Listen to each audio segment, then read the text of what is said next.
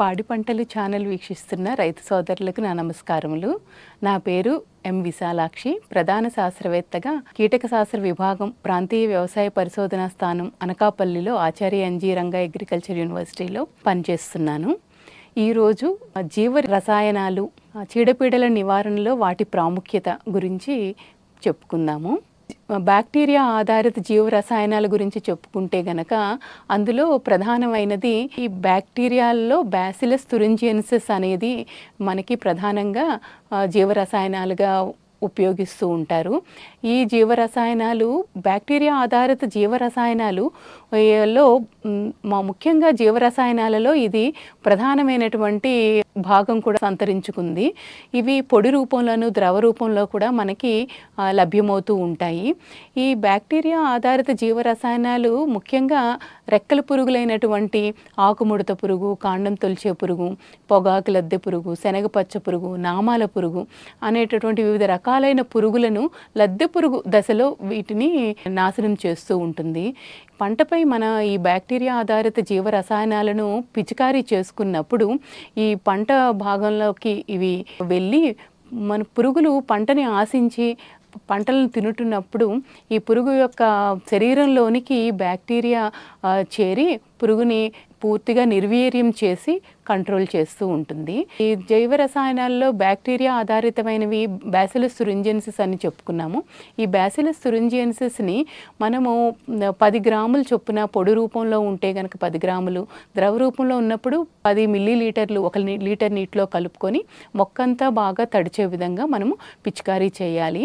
ముఖ్యంగా చెప్పుకుంటే కనుక మన ప్రధానమైన పంట మనకి వరిలో చూస్తే ఆకుముడత పురుగుని, అలాగే కాండం తొలిచే పురుగు వలన మనకి ఎక్కువ నష్టం కలుగుతూ ఉంటుంది.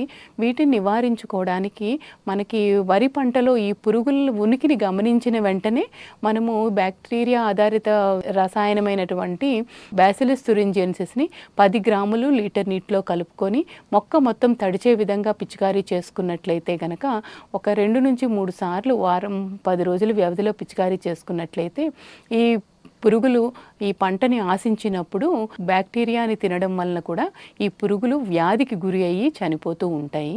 ముఖ్యంగా మనకి వరి తర్వాత ప్రధానంగా చూసుకుంటే మన ఆంధ్ర రాష్ట్రంలో మొక్కజొన్న కూడా ప్రధానమైన పంట. మొక్కజొన్నలో ఈ మధ్య కాలంలో ఎక్కువగా పెరుగుతున్నటువంటి కత్తెర పురుగు నివారణకు కూడా బ్యాక్టీరియా ఆధారిత BT bacillus thuringiensis BT25 NBIR strain బాగా పనిచేస్తుంది అని మన పరిశోధనలో కూడా నిర్ధారణ అయింది. అది మనకి రైతులకు కూడా రికమెండేషన్ల రూపంలో కూడా ఇవ్వడం జరిగింది.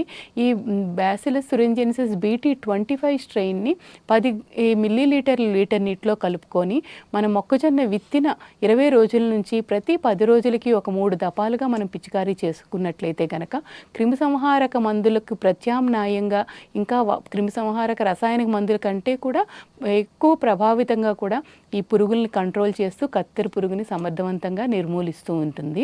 ఈ రకంగా మొక్కజొన్నలో ఎంతో బాగా ఉపయోగించుకోవచ్చు. తర్వాత మనకి వరి తర్వాత చూసుకుంటే ప్రధాన పంటల్లో చూసుకుంటే అపరాలు, పెసర, మినుము, కంది మనం ప్రాంతంలో పండిస్తూ ఉంటాము.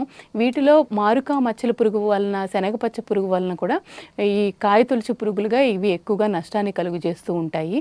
వీటి నివారణకు కూడా మనకి బ్యాసిలస్ తురింజియన్సిస్ NBIR BT4 అనే స్ట్రెయిన్ని మనము లీటర్ నీటికి 10 గ్రాముల చొప్పున కానీ లేకపోతే ద్రవ రూపం అయితే 10 మిల్లీలీటర్ల చొప్పున కలుపుకొని మనకి పూతకు ముందు, పూత సమయము, పూత తర్వాత 3 దశలుగా మనము దీన్ని పిచికారీ చేసుకున్నట్లయితే కనుక BT-G4 అనేటటువంటి బ్యాసిలస్ తురింజియన్సిస్ జీవ రసాయనాన్ని చేసుకోవడం వల్ల పురుగు మందుల కంటే కూడా ఇది బాగా సమర్థవంతంగా మన కాయ తొలిచే పురుగులను ఈ అపరాలలో సమర్థవంతంగా నిర్మూలిస్తూ ఉంటుంది.